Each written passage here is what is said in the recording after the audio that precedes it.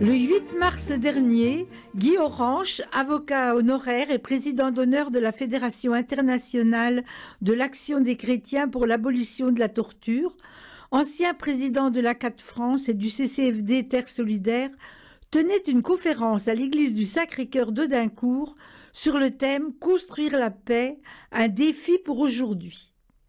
Est-il décent de parler de paix alors que tant de conflits ravagent le monde, que les bruits de bottes se font entendre sur tous les continents et que l'Europe, construite en vue d'une paix durable, ouvre la voie à un grand réarmement?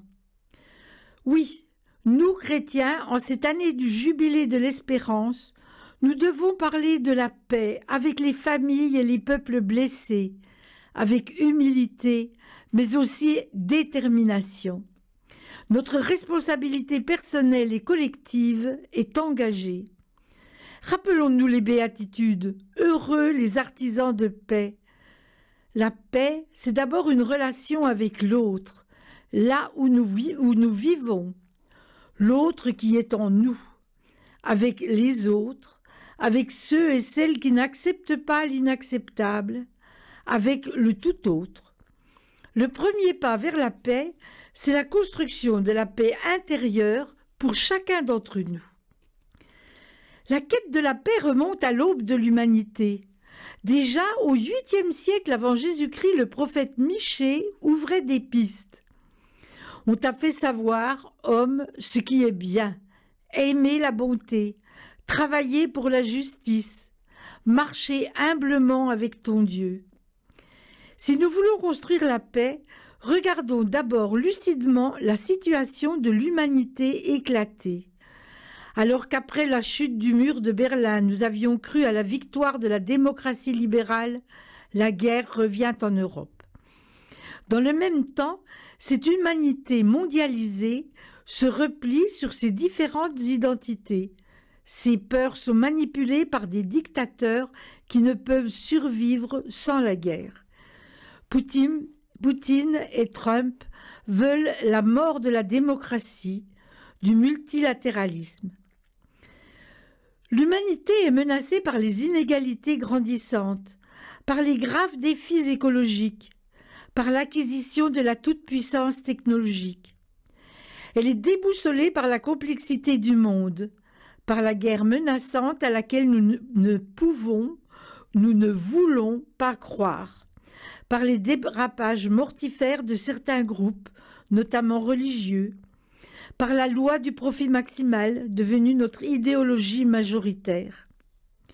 Aussi, pour ne pas sombrer dans le découragement et le désespoir, il convient de se forger des convictions, de les nourrir et de les incarner, afin de rétablir la confiance qui, pour les chrétiens, a à voir avec la foi.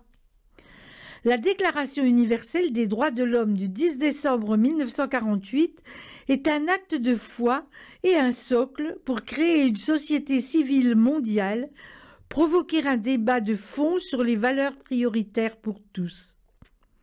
La construction de la paix demande à sortir de soi-même, à s'engager personnellement, pas forcément dans des actions héroïques, mais dans notre vie quotidienne. L'importance de l'éducation est primordiale, ainsi que le refus de la déshumanisation par l'exclusion et la nécessaire protection des victimes qui brise la solitude qui les tue. Notre action citoyenne est nécessaire pour la construction de la paix par nos choix politiques, notre place dans le débat, bien insuffisant en France, notre souci de revivifier le projet européen. Nous pouvons également nous engager dans un développement économique orienté vers le bien commun de l'humanité et de l'environnement planétaire par nos choix de placement financier, de consommation. Nous pouvons nous réjouir de la reconnaissance par le Conseil constitutionnel en juillet 2018 du principe de fraternité comme valeur de référence pour le pays, à propos de la législation sur l'accueil des personnes migrantes.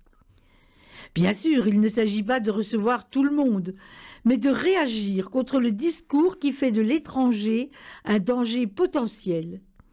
Il est d'abord une personne humaine dont la dignité doit être respectée. Enfin, il est bon d'aborder la question du réarmement militaire, non comme une fin en soi, mais comme un des moyens de défendre nos valeurs. Construire la paix est une démarche spirituelle d'ouverture à l'altérité. Guy Orange cite Pierre Vernant, historien. « Pour être soi, il faut se projeter vers ce qui est étrange, se prolonger dans et par lui. Demeurer enclos dans son identité, c'est se perdre et cesser d'être. On se connaît, on se construit par le contact, l'échange, le commerce avec l'autre. Entre les rives du même et de l'autre, l'homme est un pont. » Je conclurai sous forme d'envoi par une citation du pape François à Marseille. « Allez de l'avant, soyez courageux, soyez un phare de paix pour anéantir, grâce à la culture de la rencontre, les abîmes ténébreux de la violence et de la guerre. »